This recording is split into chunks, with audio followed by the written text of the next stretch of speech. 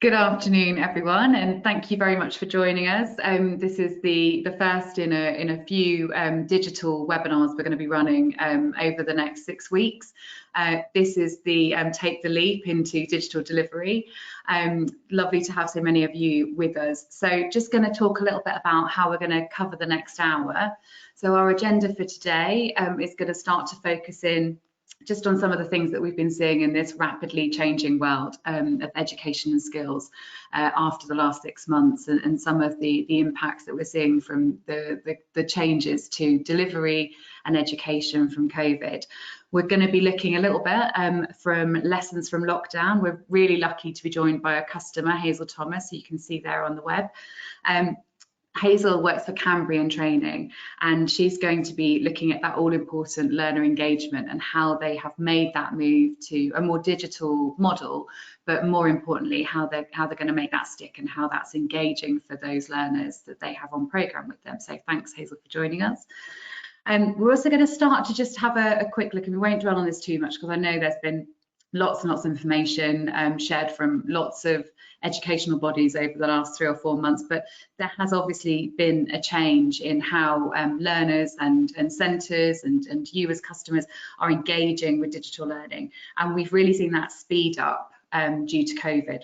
And I don't know if anyone's joined some of the webinars that we've been doing from a group perspective, but we've really seen a leapfrog in adaptation, and there's lots of data around that. So just going to touch on that in the context of what we're talking about today. And then we're going to get into the meat of the webinar. We've been joined very nicely by Jez from Kineo, who's part of our group. And Jez is going to be talking about putting the learner at the heart of your digital transformation. And we're going to be focusing on specifically experience mapping and learner journey design, and some really practical tips on how to apply that. All of the materials will be shared afterwards as well. Then we'll just have a quick touch on, how can we support you with digital first from a City and Guilds and ILM perspective. We are going to take some time for Q&A as well. But as you can probably see, there's quite a lot of you on the call. So what we're going to do is we're going to present and ask you to add questions into the chat as you go. We will start to organise those as others are presenting, and we will answer as many as we can in the last 10 minutes. What we can't answer, we will be sharing through a Q&A document with the materials that we send. We do also have a number of other sessions booked in, and one of those is going to be with our digital support team. So we will make sure that anything that comes up as kind of specific trends or areas of concern or things that you want to see more of, we will cover off in a later piece of work. We're going to keep you all on mute, sadly. It'd be great to hear people's opinions in the chat, but we will be finishing up at 5 o'clock. And as I said before, we will share all of the materials. So if we just skip forward to who you're looking at today, if you could just flip the slide over, Michelle, for us. So myself, so Sarah Bell, I'm Director of Propositions at City and Guilds and ILM. So really looking at digital transformation and how can we make sure that we're supporting you effectively. But I am not by any means the most important person on this call today. We are also lucky enough to be joined by Jez Anderson, who's our Head of Consulting at Kineo, which is our learning technologies business. Kineo have been developing online blends for over 13 years now, and Jez has worked with them in a consulting remit, but also looking at how do we get digital to stick more and how do you get that being more effective. Previous to that, Jez has worked in large training providers and different organisations in educational delivery, and has been lucky enough to work with the likes of JCB, National Grid, and also work closely with World Skills and the National Apprenticeship Service, as was. So thank you, Jez, for joining us. And also, and I'm very excited about this one as well, not that I don't love you, Jez, but Hazel is a customer, which is always fantastic to have a customer. And Hazel's not here to talk about us, she's here to talk about how she's adapted with Cambrian Training to what we've seen over the last 6 months, and how she's put digital at the heart with the rest of the business to be able to ensure that those learners that are on programme with Cambrian across about 12 different programmes, lots of different sized organisations, lots of different types of learners, doing learning in lots of different environments, how Hazel's been able to put them at the heart of what they're doing from a digital perspective to keep them learning through this difficult period that we've all seen.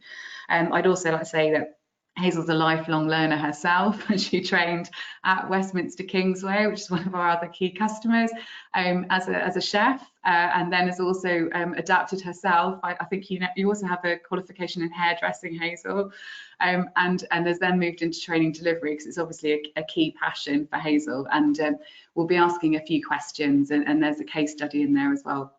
But Cambrian training really did move quickly on digital delivery.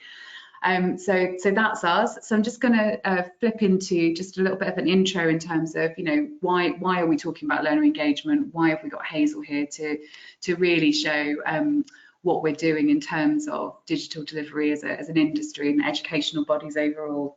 So the future, which has come much faster than we were all expecting. So we have seen very, very big changes in the last 6 months, and they've been rapid for skills development, but they've also been rapid for the people that we're delivering learning to. And I think it's really key, if we just flip over, Michelle, to the first slide there that we've got on the digital delivery. We are seeing some significant changes in the environments that people are learning in, and the tools that they're going to have at their disposal to do that. And we're seeing this in big employers, but we're also seeing this in educational bodies as well. So people are going to be, in different positions. They're not going to be returning to the office in the way that we knew a year ago. And we are going to have to deal with different learning estates, different ways of delivering, and blends are going to have to be a massive part of that. So if we just skip through to the next slide. So the impact of COVID-19, and I just talked about this a little bit in the introduction, and we've talked about this a lot as an organisation. We know that it's going to help us realise the potential of education, and I think that we've seen two major trends and reactions from our industry over the last 6 months. And the first is that people have moved quickly. They've made the most of what they've got. People have looked in the kit bag, and we've seen it with colleges, we've seen it with training providers, we've even seen it with businesses. And for those of us who've been lucky enough to have our children at home and been homeschooling them, we've seen it with the state education system in schools as well. So people have looked at the tools, the content, and the models that they have at their disposal, and they've adapted those incredibly quickly just to get us into a position where we can keep that educational system going. But the second stage of that is that we can see that there are trends to embed that for a more significant longer term change. And that's why we decided in this webinar in particular is to put the learner at the centre of that, because without that learner engagement, we're not going to make this stick. And that's the important part here for us as a group of organisations responsible for this. We've got to make this stick. So those big changes, we've now got to genuinely embed them. So if we just flip through to the next slide, we understand that there's a lot of pressure to go digital, and there's a lot of pressure in terms of the changes, but also that those digital skills are going to be really important. And there's a paper that we released, I think about probably a couple of months ago now, that's all about making sure that we're levelling the playing field in terms of those digital skills, so that we are able to access people who maybe didn't have the opportunity to step into education. So digital skills and engaging with those tools, that content and that way of working is actually going to level the playing field if we get this right. And those digital enablements, those skills to use tools and platforms and distance learning, are going to allow people who weren't able to come into that system. And that's a fantastic opportunity for us. So we've also got a responsibility to think about building those digital skills into our curriculums, as well as the digital transformation itself, to allow everyone to take the opportunity that this new access is giving everyone. So just to bring it back to what we're going to start talking about with Hazel in a bit. So Michelle, if you could just flip over. The challenges of going digital. So it's not easy, and there are short-term and long-term plans that need to be made. We're going through it as an organisation as much as our customers are, and we're rapidly bringing on new products and services to allow us to help you to keep that machine going in terms of delivery, but also to embed it so that it sticks. And the challenges of going digital, we've been facing them for many, many years. You know, it's hard to get the infrastructure right. It's hard to embed processes and platforms and adapt how you work as an educational body to allow consistency across all of your programs and your learners and your curriculum areas. So it's not straightforward, and it does take a lot of investment, and loads of you already are, you know, working on teams with LMSs and using e-portfolios, which is what Hazel's going to come on to, and looking at, you know, digital audit trails and being able to embed stretch and challenge and digital content. But at the heart of that has to be a strategy that allows the learners to feel like they know where they are, they understand what they're doing. It needs to take advantage of the new ways of working that we can employ by having people face-to-face less and digital more, but that does mean that we have to think about things differently, and just using the teaching resources that we would have used in a face-to-face environment isn't going to be right for this new model. So all of those elements that we would be used to picking up and getting out of our kit bag to help us engage that learner do need to be considered from a different point of view. And that's not a quick win, that's a long piece of change, and there are different skills needed. So that's why we wanted to start to bring this out in this series of webinars. We're going to ask Hazel to talk a little bit about how she's embedded quickly a change within Cambrian, and then Jez will start to talk about some of those deeper things that we need to start considering in terms of learner engagement, and how do you move that whole curriculum to a blended learning delivery and take advantage of the tools and the content and the estates and the teaching skills that we all have in our kit bag for a slightly different delivery model. So if we could just move to the next slide, that'd be fantastic. So we're going to just open the floor to Hazel. So I'm going to ask Hazel a few questions as we go through, and we will also be checking the chat as Hazel's talking about what happened within Cambrian training. So Hazel, thank you so much for joining us, really appreciate it. And I suppose just want to open with just a quick question on how did you move to continuing that digital journey for those learners in lockdown? How did you do that so quickly, and what were the first kind of steps and decisions that you made around that? Okay, so that was easy. Friday afternoon, I was out with one of my learners delivering the BTEC examination for the Hospitality Supervision and Leadership part of his course. That night, the placement boss rang me to say that they'd had to shut the hotel and everyone had been put on furlough and everyone is in lockdown. By the Monday, we all got together as a team, the whole of Cambrian training. We discussed how we should move forward, but it had to be rapid. And we all decided that the most important thing was that we maintained engagement with our learners, because a lot of them were going to be affected mentally, emotionally by what was going on around them. And I have to be perfectly honest, and I'm not just saying this because Sarah is hosting this, if we didn't have as a company the City and Guilds learning platform, I do not know how we would have been able to manage in the way that we've managed, but more importantly, adapted so quickly and grown as a team to develop new resources within that platform to enable us to continue and to engage with our learners. So yes, it was a huge shock for all of us when it happened, but within 2 weeks, we were engaging with our learners as if nothing else was happening around us, but we were able to do so efficiently and probably in a more productive way because of what we were able to do using the City and Guilds platform, but taking advantage of that platform and embedding the knowledge questions into the units. That was one of the first things we did. We also embedded the progress achievement report, the part that we would normally fill out on paper. That was embedded into the City and Guilds platform, and our team in head office enabled that element online to be accessible to the learner who could countersign, but myself and other training officers wouldn't be able to sign on behalf of the learner because we had to maintain our integrity and our honesty. And we also recorded all our meetings. So I would either record using the Google Hangout or a voice recording with my learners. So we have maintained contact with our learners throughout. And so Hazel, did you identify the areas where you were currently using a face-to-face or an element of travel to an employer? Yeah, and you just looked at how can we swap that out for something that we've got now already? Well, we had no choice, to be honest, Sarah. We were put in this situation where normally I would see all my learners face-to-face.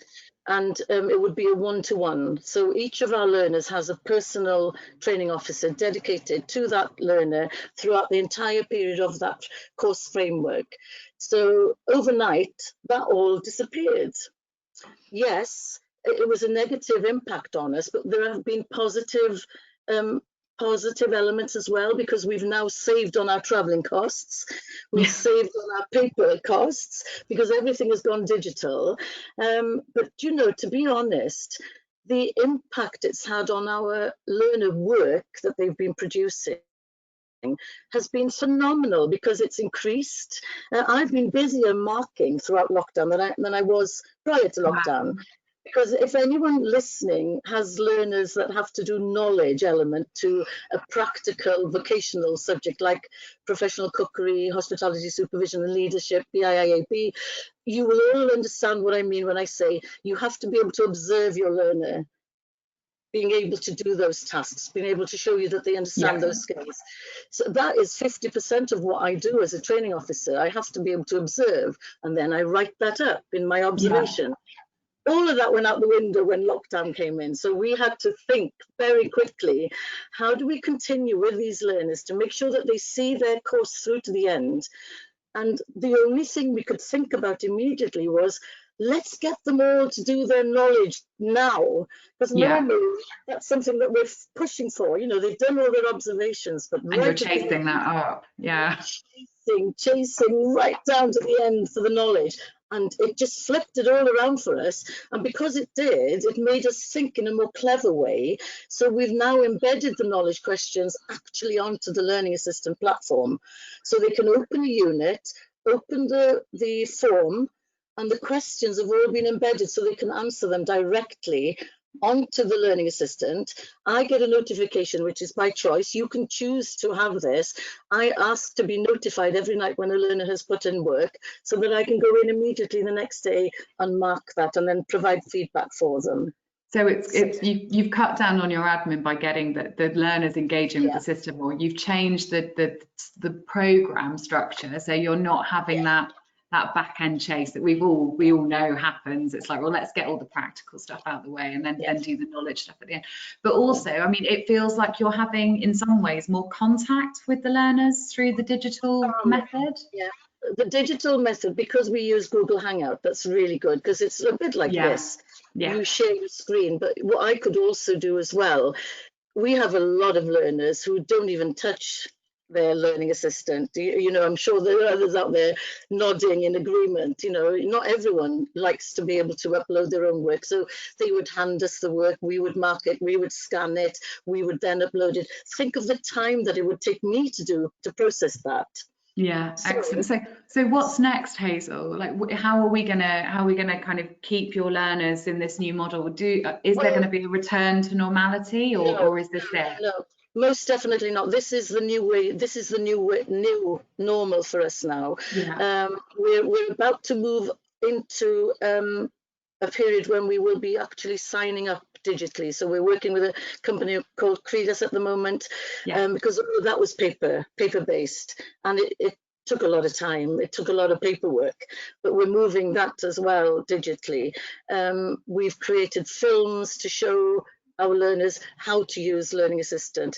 How do you go in and sign your PAR? How do you go in and fill in your embedded knowledge questions for us? So as a team, you know, and I only speak for hospitality, and we have 12 different routes within Cameron Training that we offer, including equine. So can you imagine, you know, a lot of the equine one would be practical, you know, a lot of it. So one of the things that we've developed, there are units that we needed to get closed down for learners that were about to complete, but they were missing assessment criteria elements missing.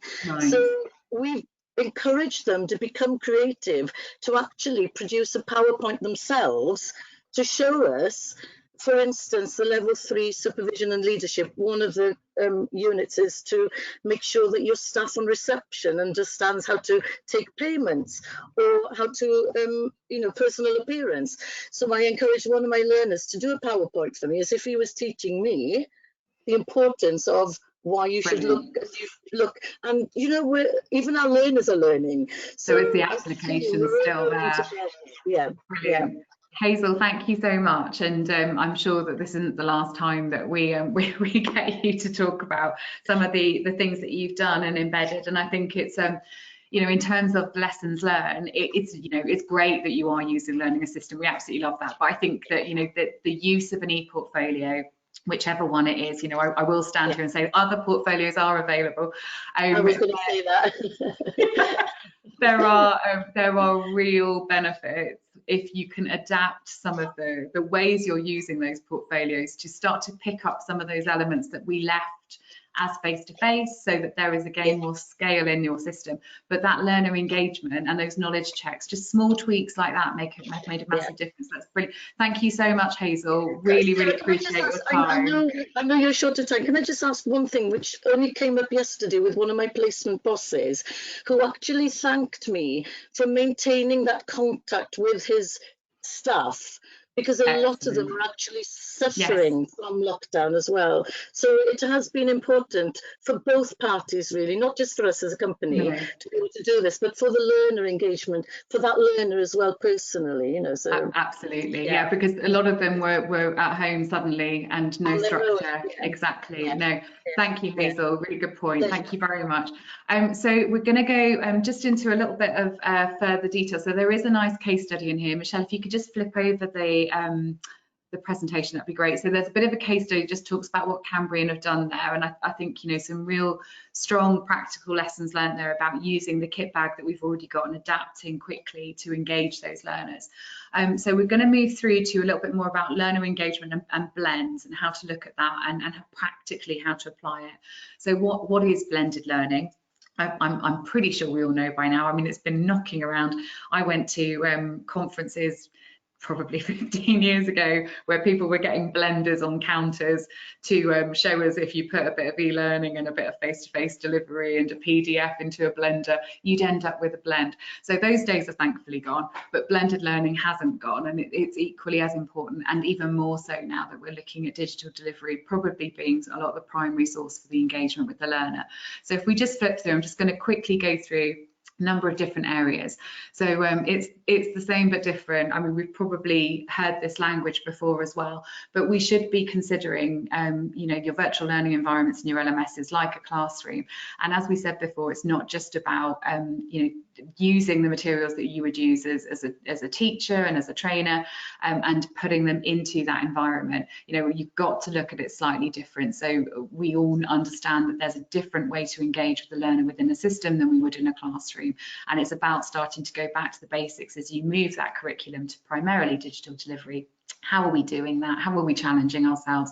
How are we making sure that they know where they are in that program structure, that they're getting the interaction that they would from a face-to-face experience as well? So that combines, live and not live delivery. So there are things that people can do independently, but it can also be online virtual classrooms, one-to-ones, that kind of interaction that Hazel was just talking about. So it's about looking at that whole learner journey. So if we just flip to the next slide, thanks Michelle. It's about making accessible and available, and we've got our own challenges here as a business as well. I'm very aware that a lot of you would have experienced our digital products and services. We're also on a digital transformation, and you'll be seeing some of our updates in terms of our products and services. Things need to be accessible on a mobile phone. Not everyone has access to PCs, either in a work environment or at home or in a college environment. It needs to be mobile first, and we need to just sort that out as an industry. We cannot be delivering learning that doesn't work on mobile devices. It's just not something that our customers, our end users, our learners are going to be able to consume. So that's, that's number one really in terms of designing. The next slide just talks a little bit more about that in terms of how do we want to be looking at how the materials are suited to digital delivery. It doesn't have to be expensive. It doesn't have to be a major transformation piece. Some of the things that Jez is going to show us are incredibly practical and should be looked at on an annual basis as part of your curriculum review. So they shouldn't be massive pieces of investment with external providers. This is about making sure we're just looking at it from a different perspective. So if we just move through to the next slide, Michelle, that'd be great. So we are going to hand over to Jez, who's going to talk you through putting that learner at the centre. We have got we'll take about 20 to 25 minutes for this part of the section. There are lots of tools and tips in here that we'll be sharing afterwards, and actual kind of canvases essentially that can help you achieve this. So Jez, thank you so much for joining us. So glad your power's back on. At one point we weren't really sure whether Jez was going to be some kind of power outage, but he's here and he's smiling, which is great. So I'm going to hand over and I'm going to be checking the chat, so please do put any questions in and we'll start to organise them and deal with them in the last kind of 5 to 10 minutes. So thank you so much, Jez. That's all right, it's my pleasure. So hello everybody. As Sarah said, I'm head of consulting at Kineo. So part of my role is working with a lot of our clients around supporting them as they make the transition to digital learning. So it's more than just about e-learning, it's more than just about e-learning content, it's about starting to think around the whole design and design methodologies, pedagogies that they're approaching and adopting as part of their strategies going forward. So if we can move to the first slide, Hazel, that'd be great, thank you. So some people might have seen this before. It's quite an old piece, but for me, it's a really good infographic that talks about what we're facing in terms of working with learners, working in either an organisational context or individual context. And the fact that technology has driven this change, and it's not new. COVID hasn't just changed the world. This has been happening. So we've been seeing this with the advent of smart technology for 10, 12, 13 years.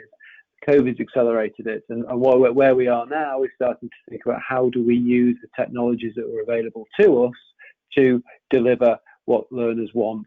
And this from Burson is a really good insight of that, and saying what learners in the workplace feel.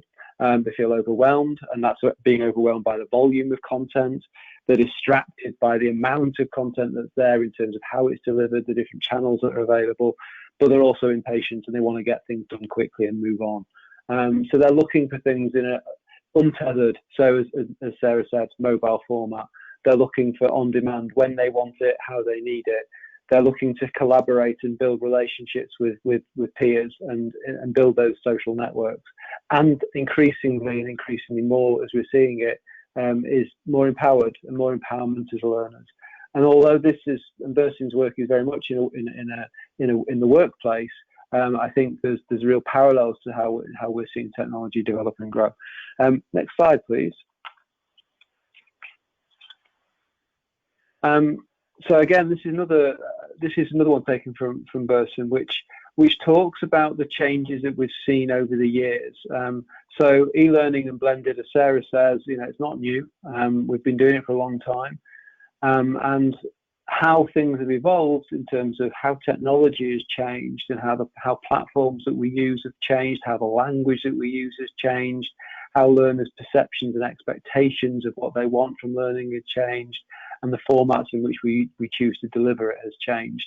And all the while, whilst we're owning the learning, the technology itself is pushing us to make certain decisions and change certain practices and habits and how we do. And I think, again, COVID has accelerated that and is making us all question some of the issues about now that what things that we're going to have to do differently. And from Burson's point of view, he talks very much about this learning in the flow of work, and it's localizing where learning is happening. So while it's still providing some structure and it's still providing a pathway and a journey, it's also recognizing that people, because of digital technology and their access to it and their ability to access it, want to learn when they need to learn it. So it's much more situated, it's much more owned by them and supported and directed by ourselves. So if we can move to the next slide, which again is a bit of a theoretical piece and talks about the changing nature of learning and learning pedagogy overall. And probably most people on this are familiar with the terms pedagogy and probably andragogy in terms of looking at how we structure learning. What is emerging now is what's been termed as a heutagogical approach, which is where the learner is self-determined and they're not given a pathway, they're not given a sense of direction, they're owning their own learning in an agile way. Now, I'm not saying that that's the right setting and the right context for vocational-based learning when we have a particular set of outcomes that must be achieved and delivered. But what it does do is it starts to raise the question about how do we deliver content in a way which makes it feel like it's in a self-determined way, or it's supporting self-determinism. So it's starting to raise a question about how we design learning and how we think about learning potentially differently, and how can we use technology to support us do that. So it's not about going out and buying lots of new fancy platforms and tools. It's about what's there. As Hazel said, Google Hangouts is great. How many people have started to meet up with friends using Google or Zoom or whatever. The behaviours are changing and changing rapidly. Next slide. So in terms of this, 68% of those learners who were surveyed, and this is by Back to the Future, in a recent paper from Back to the Future, from what was Towards Maturity, which is now part of Emerald Works. And in that study, they said that 68% of what they're terming consumer learners, the consumerism of learners, which reflects the heutagogical approach, so to drop too many big words in there, would pick up skills faster. So they would own their learning, and they feel that they would be more engaged with learning. The power to the learning would lie much more closely with them. What that actually looks like in practice, I don't know, and that's maybe where we are in some of these questions that we need to think about in terms of how do we design learning to fit on ongoing trends, and how people and learners are reacting to those trends. So we move to more language, and I think what we've seen a lot, and it's especially from the corporate world, is this whole context of learning experience, or language of learning experience, which in essence means blended. That's sort of what it is, but no one really wants to use blended because it feels a bit old hat. But what we're talking about now is LX design, and it's about ultimately, and again, for me, I've been around this game quite a long time. It's not really rocket science, and good learning is about creating experiences that are human-centered, which is thinking about what does the learner want, how do they learn best, and how do we help them do that? How do we enable and empower and enable them to be the best that they can be in a goal-orientated way? So how do we provide them with those short-term, medium, and long-term goals and outcomes, which engages, inspires, which gives them the content that they need, or enables them to access that content in a way which helps them develop and grow? So yes, we're in a different set of language, and we're using different words. The reality of it for me is it's good practice. So how do we use digital to support and enable that? So let's just quickly focus on some of the core design principles. So these are some of the things that we at Kineo would use when working with a client, to when they start to think about how do they digitalize not just a course. So we're not just talking about a piece of e-learning, we're talking about a program or a curriculum. So if somebody came to us and said we want to do a leadership program for 2,500 leaders, what would we do?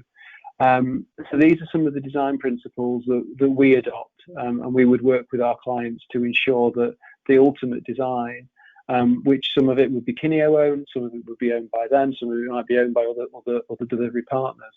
But the reality of it is, it's about saying, how do we build together a human-centered, goal-orientated delivery experience which will meet the learning needs, but also engage and keep the learner engaged?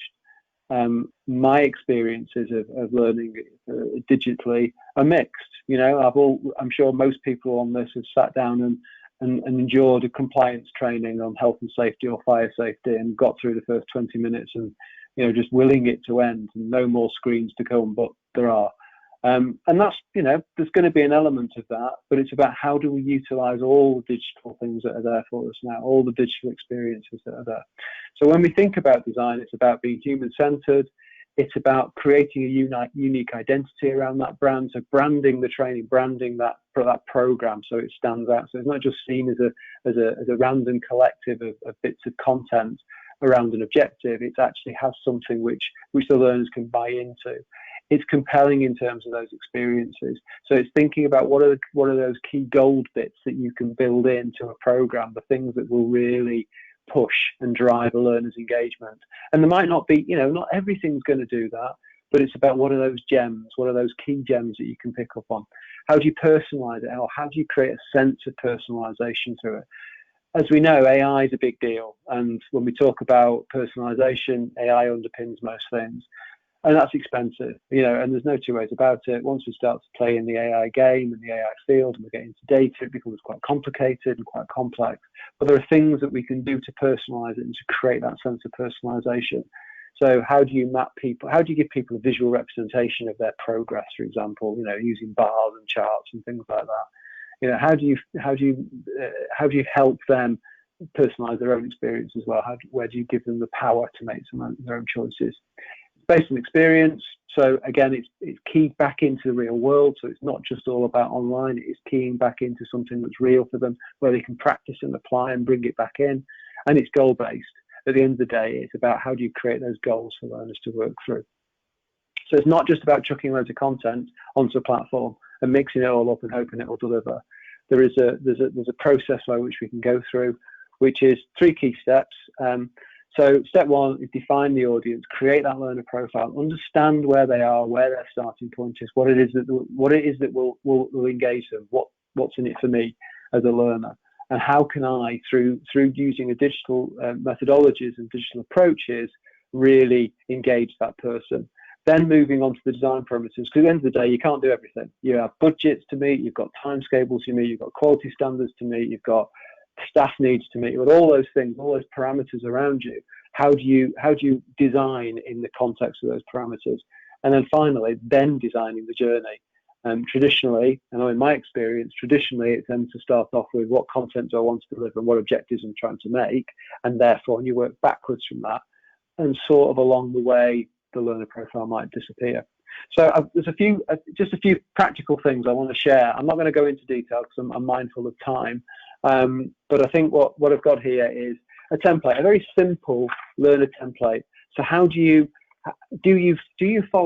create an understanding? And it's a bit of a, some people think of it as a bit of a chore, thinking about templating and thinking about creating this, and some people think it's stereotyping as well, which it potentially is a little bit. But this is about thinking around what types of learners are you working with, and have you given that due thought in terms of what their needs are going to be, how you're going to reflect and meet those needs. There's a big difference between working face-to-face and working virtually. As we all know from those who experienced face-to-face practitioners, you get so much more from the individual. When you're sat in a room with them, you can adjust and flex your style accordingly. When you set in place and set in motion a digital framework and a digital pathway, it's a lot harder to flex that. So it's very important to start off with that sense of, do I know my learners? Do I know where they're coming from, what they're going to need? So the persona is a good place to start. So that's something you can be doing. The next thing on next slide, please, Hazel, is an empathy map. So asking yourself some questions, some empathetic questions about the learner and the learner's perspective, again, would help inform what it is that where it is that they're coming from, what it is that they're going to need to help them get through to that end point. Not rocket science, but the reality of it is it's how many of us, one, give ourselves time and space to do this, but also recognize the importance of doing it. But when we're talking digitally, again, it's this thing that it's about the building blocks, the foundations that you place that are harder to change once it's set in stone than it is if it's a taught program. And it's harder to flex and move things because certain things are, set up, created, managed, and that requires potentially more effort and more time. So it is worth putting those foundation stones in place. So the next step's defining design parameters. So for this, we've got what I call a learning experience canvas. So again, it's just some simple questions. So it's next slide, please, Hazel. So it's just asking some simple things about where they are, where they need to be. You know, maybe it's a good thing to start out as a vision map. You know, what do I want this program, this curriculum to be like? What does the learning outcomes need to be? What insight am I seeking to share? What behaviours am I seeking to grow? What skills am I developing? Who are the people that are involved in it? Who are the stakeholders that are going to support it? What are the characteristics of the learner or the program, etc., etc. And it's, you know, I would potentially start out by saying, what's the vision for this? What do you want it to be like? If you haven't, you know, you took all the constraints away, what would it be like? And then maybe do it again in terms of where you are now. So what's the reality of your situation? If you're rethinking a curriculum or program design from a digital perspective, and then look at those two things and a little bit of a force field analysis to say, well, I'm here, I need to be here. What are the things that are going to help me get there, and what are the things that are going to get in the way, and what can I do about that? So it starts to build, it gives you a sense of the things that you're going to have to do to create that digital, that fully enabled digital experience. Next slide. So step 3 is defining the learning journey itself. So what does that actually look like? So for this, we go through a process of what we call learner experience mapping. Again, it's fitting in with the language, you know, so it's a blended learning design ultimately. So it's on the next slide, please. So what we're not talking about something that's brand spanking new and massively cutting edge, etc. It's a simple process. It's about reflection, encouraging somebody to reflect and think about where they are, introducing some theory to support their learning, the learning that's required, supporting them apply that learning, and then looking for ways which we can develop and demonstrate impact around that. And that we break down into a series of more tangible activities. So we're looking at an activate phase, an engage phase, a learn phase, an experience phase, coaching and sharing, and then sustaining and embedding. So there's a process by which we would adopt to think about how do we develop a digital blend or a digital experience which would create all those things. And there's lots of different things that we can do. So if we move to the next slide. So you can see from here, there's lots of things that we can be doing digitally, but it's also about supporting things that aren't always digital. So digital might be a call to action. It could be something to stimulate a conversation, maybe using a digital peer group, for example, or a face-to-face peer group. It could be that you've got a group of learners working in one part of the country altogether, and you want to get them together to have a conversation or to carry out a project, but you're using the digital format to drive that behaviour and to drive that activity. So each of these things are just options and things that you can be thinking about. I won't go through them all because some of them are fairly straightforward. And again, with this journey, there's no single this is the end point. You can adapt it to fit your particular needs. So if we move on to the final couple of slides. So thank you for your patience and forbearance. Just a few tips. These are a few things that we've learned along the way. When it comes to making good digital blends, notes that I've referred back to good language. So what we mean by a good digital blend. So all good blends have a spine. They have a beginning, middle, and end. They have that process. They have something which takes the learners through that journey, much as you would in any curriculum design. But it's really important when you're thinking about working digitally that it isn't just a set of content that is chucked onto a platform somewhere and you sort of hope that it'll work. There has to be some way which you draw that learner through. And if you think differently about the content as well as you go, then you've got different opportunities and different ways to engage that learner. There's a system to your design process and your design thinking. So it's important that you systemize it and you do think about it, again, stepping back from that set of content. So there's an assessment strategy from the start. How are you going to measure it? Now, of course, measurement might well be just about the outcomes of the learner, but it could also be other outcomes. If you're working as an employer, for example, there might be things that you're looking to improve and change as a result of this digital blend. So the reality of it is, what is it that you're seeking to change as a result? It may well just be the outcome, but it may well also be an element of performance that needs to improve. Personas, important. I talked about them already, but the use of personas and persona mapping is something which is fundamental to good digital learning design. Understanding the learners, understanding where they're coming from, enables you to design and build a blend which is going to last and be sustainable. 70-20-10, I'm not sure how many people on the call are familiar with 70-20-10 as a framework. If you're not, it's worth doing a bit of Googling on. It's quite an interesting framework. It's not, it's not the be-all and end-all of learning design, but it's a good way to think about structuring learning. So 70-20-10 refers to 10% of input is formal and structured. 20% is semi-formal, more informal, sort of coaching, mentoring type support, and 70 is informal. And it's about creating a blend which enables people to learn from the content they've got to, supported by somebody, and they're given an opportunity to embed that and explore that in real context. And then there's opportunities to go out and experiment and practice for themselves and bring that back into. So in the context of vocational learning, it's slightly different, but it's a good rule of thumb. Think about the blend as a learning journey. So we've already talked about that, the importance of those different phases and different stages.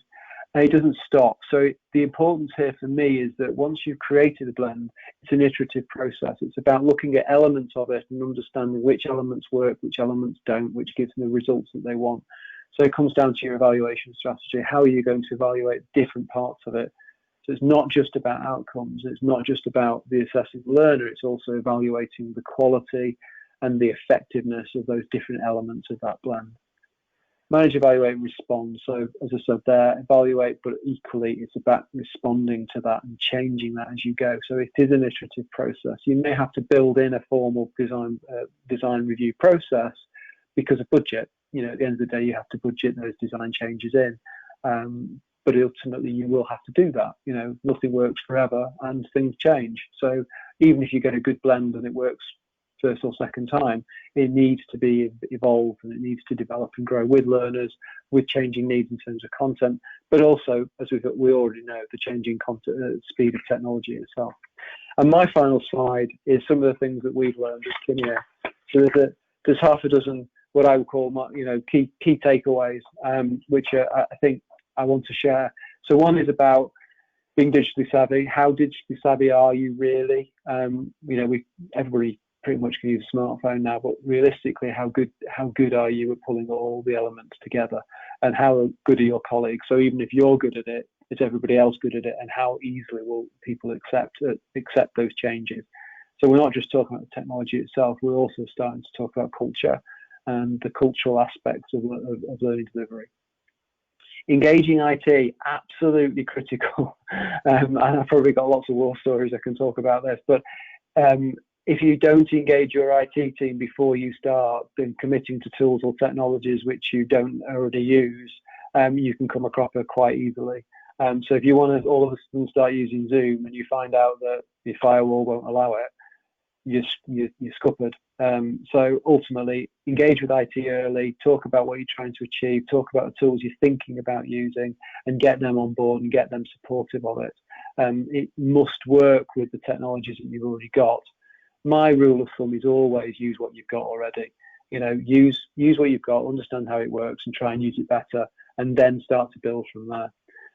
Give enough time to convert material. It always takes longer. So if you are talking about taking conversion from classroom-based learning to digital-based learning, so you're designing a virtual classroom session versus a face-to-face session, it always takes longer than you think to actually take that raw material and turn it into a virtual classroom session, because it requires different, a different level of thought around the learning process and how you're going to get those questions over and how you're going to get people to answer them and what you're going to present. And you can't present too much, you've got to present enough. So you probably get where I'm coming from. Keep it simple. Absolutely, keep it simple. Keep it as simple as possible. Don't overcomplicate. Consider who's producing it as well. Who's the team that are involved in delivering and producing the content? Do they have the skills and capabilities to do that? If not, how do you bring them up to speed? And design to the audience and the technology you've got. So don't go to Learning Technologies conference, look at all the whizzy bang AI, VR type stuff. if that's not within your budget. So think about your audience, think about what's going to work for them, but then think about the technologies that you've got and how you can utilize them best. So I think that's probably it. Certainly my time is well and truly over. So apologies, Sarah. I'm done. Next slide, I think, which is questions. Thanks so much, Jez. That's great. And we've been answering some of the questions in the chat as we've gone along as well. I think it's probably worth, well, thank you very, very much for sharing that. And I really hope there's some practical elements in there as well that we can circulate. Definitely lots of people have been asking for the slides and the templates, so we absolutely will get those out. Few kind of key elements that have come through from the chat. There's a number of questions around, there's now a return to some normality, and we are seeing people returning to sites. It's a new start of term. Is there any way of adapting more to that half the students in the classroom and potentially half of them at home learning at different points? And I mean, from my perspective, I can see that what we're sharing, I hope, is it allows you to adapt to the situation that you're in currently. So it should be something that's iterative, shouldn't it, Jez? And this should be something that's being reviewed constantly. Yeah, and I think there's two. For me, there's two approaches. There's the quick and dirty. There's the stuff we have to do to make it work.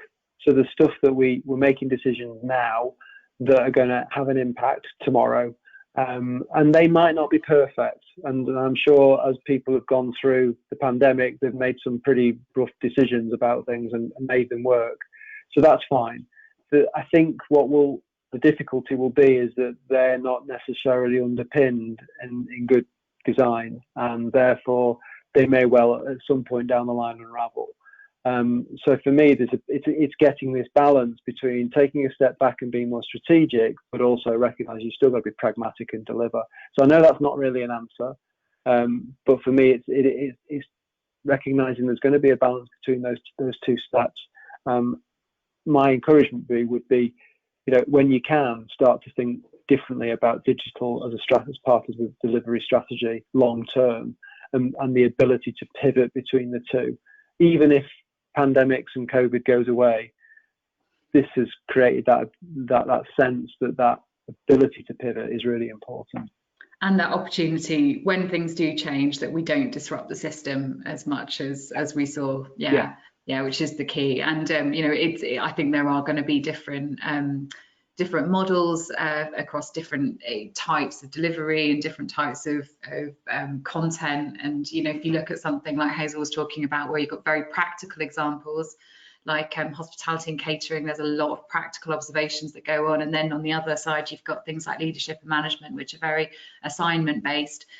There's already a naturally quite a different delivery model that potentially should be applied already, COVID or no COVID, to those different types of delivery. So I think that's something that we need to be able to apply these tools to whatever situation we're finding ourselves in.